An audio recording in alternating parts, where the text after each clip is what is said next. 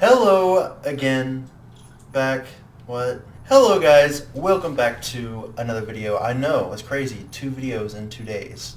That's marvelous. I mean, hopefully I get this up today. Posted a video yesterday and I'm recording one today because I want to record more videos. And as you read by the title, how did early onset work for me? And in case you don't know, early onset is like early symptoms of psychosis, like schizophrenia. I'll be talking about what I was experiencing before I was diagnosed. This is before I was diagnosed, like the early stages of what I was in. Before we get started, I have to go through my whole spiel now. Let's try to hit 2 likes on this video. Can we hit 2 likes on this video? I really hope we can. It's 2. Okay, that might be too much. Let's do 1 3/4. Yeah, 1 3/4 like on this video. Okay, anyways, let's get started. So for me, what happened was I was feeling a lot of anxiety and I had a lot of depression and isolation that started to affect me very negatively. I started to isolate myself a lot and get myself away from friends, and I would have these delusions. They came out of nowhere too when it happened. Like, it just started happening where I thought that there were cameras everywhere. I thought all these things, microphones. I thought people were trying to get me, all these things. And it really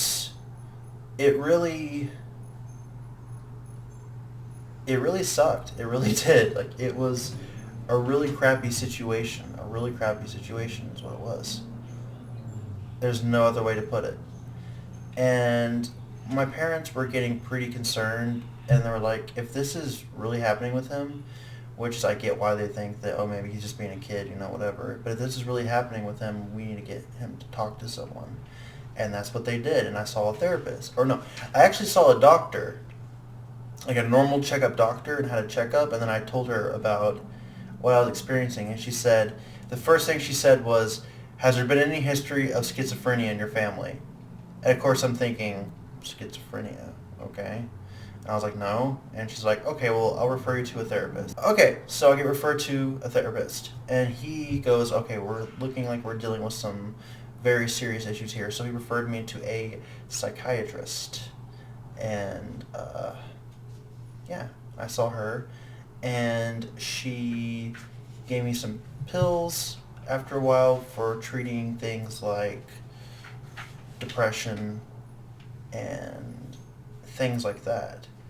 And she actually said she suspected that I would actually have autism, but spoiler, I don't get diagnosed with it, so that never happened. So I guess I'm not autistic.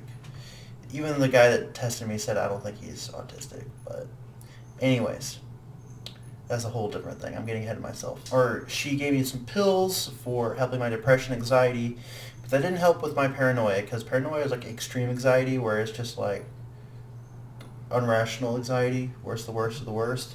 So it helped with my depression, but not my paranoia. And then I started being put on antipsychotics. First they put me on something called risperidone. I think that's what it's called. And it really, really messed me up.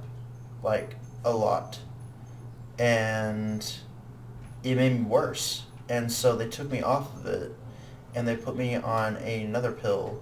But like I said, I don't really talk about my medications just because I've been told that's something really confidential. But at one point I was on with a doctor who didn't want to put me on a bunch of medications. Some days I was taking 9 pills a day. Like, if I was having a really bad day, I would take 9 pills a day. And that's with her being like, trying not to put me on too many medications. Now I'm down to 4. I mean, I take 5 pills, but 4 of the same type. I take 10 milligrams of one and then 2 milligrams of that same one. I have 2 antipsychotics and 2 mood stabilizers. I remember when my hallucinations started, I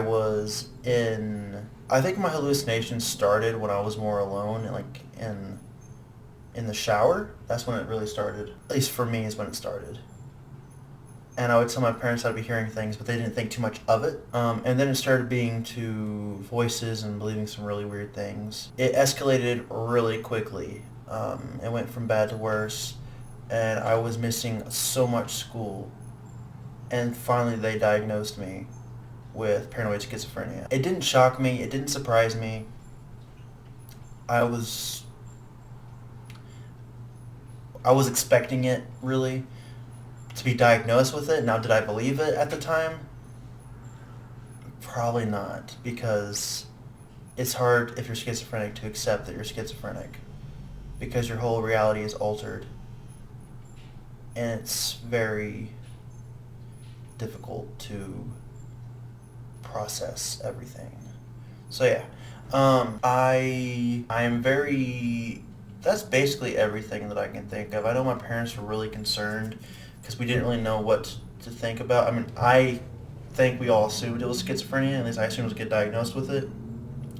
I mean, I went from isolation, depression, anxiety to staying up all night, sitting there, looking out my window for 12 hours, like throughout the night, just staring, looking for people. And it really escalated bad. And then I got on the right amount of meds, and I was doing good. I mean, some days are bad, you know. Stress is a big trigger, but some days are bad. But things happen, you know. And not every day is going to be a good day. Not every day. I'm very thankful for the support I get from you guys. 'Cause I know I say it all the time. Like, I probably say it too much, but you guys really mean a lot to me, and you guys really keep me going. So yeah, I mean, I don't know how good I would actually be right now if it wasn't for my girlfriend. I mean, I don't know if when she watches this, if it will embarrass her or not, but she really keeps me grounded, and all of you guys keep me grounded, and my parents keep me grounded, my family helps keep me grounded, and I don't know where I'd be today without you guys, and I don't even know if I would be alive. I really don't.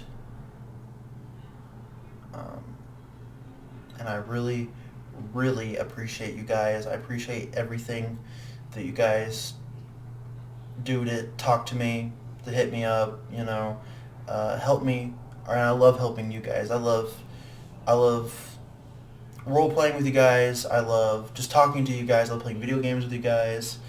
You know, it's the best thing ever, and I've come a long way, and I've gotten a lot stronger from the beginning, because now if I hallucinate, usually I can pinpoint that that's not real. Sometimes it's hard to do that. I think that's progress right there, and I think a lot of you helped me with it. I think these videos actually really helped me a lot. I didn't think about that until recently. I was like, I think a lot of the things that help me a lot are my videos, because I can always look back on them. Okay, that's a lie. I don't really watch my videos, but if I wanted to, I could look back on. That could help me. But I think just talking about everything, streaming and making these videos and engaging with you guys has helped me a lot. I've met so many great people. I made so many friends. You guys mean a lot to me. And I plan on doing more videos. If you have any ideas for me for videos, do comment down below.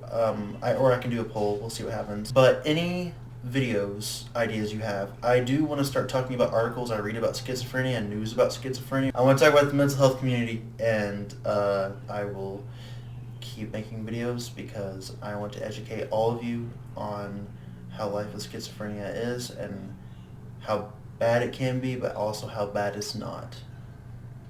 And it's different for everyone, but it's very heavily stigmatized. So anyways, I will talk to you guys later. So be sure to like and subscribe. If you subscribe, hit the like button so you know to post more content. Like it to see more videos on Schiz Monthly Life. And I hope you guys have a fantastic day. I love you all, and goodbye.